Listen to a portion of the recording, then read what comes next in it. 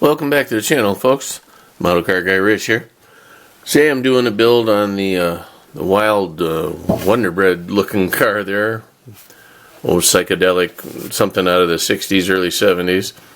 I appreciate all the comments. I posted a short asking if I should build it or box it, and overwhelming response was build it, so I'm doing that. And what it is it's this kit here. The 69 Plymouth GTX hardtop from AMT Ertl. Kit number 6111. And this kit was released, I can't even make it out there, 1993 is when it came out, when this one came out.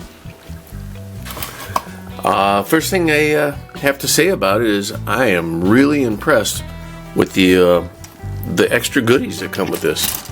This kit came with, right out of the box, 2 engines, which I think is fantastic.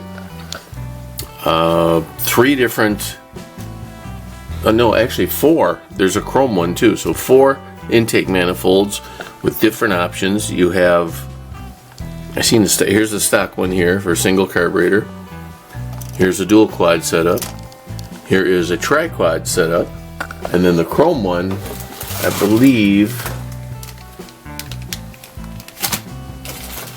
Oh, you know what, guys? I'm sorry. There's not a chrome one. The air cleaner was chrome. That's what I saw. And there's also one you could paint. And it also has like 440 valve covers or 426 Hemi valve covers. So I'm assuming these engines, one is one and one is the other. A lot of neat goodies though.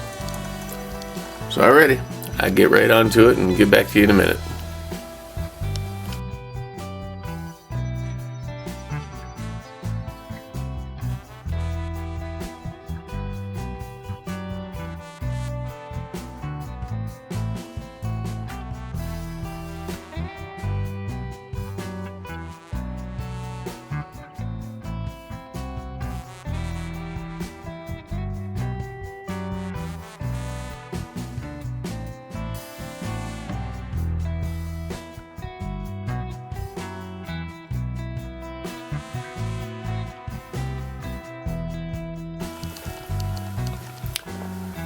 Well, there it is, folks.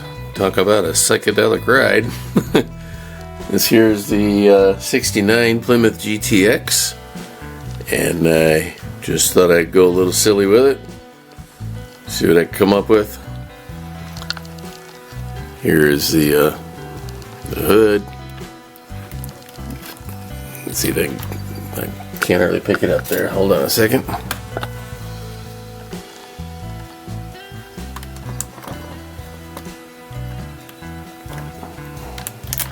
There's a hood.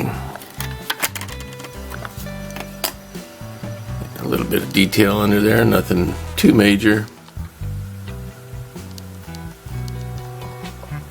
Battery, washer, windshield washer, reservoir.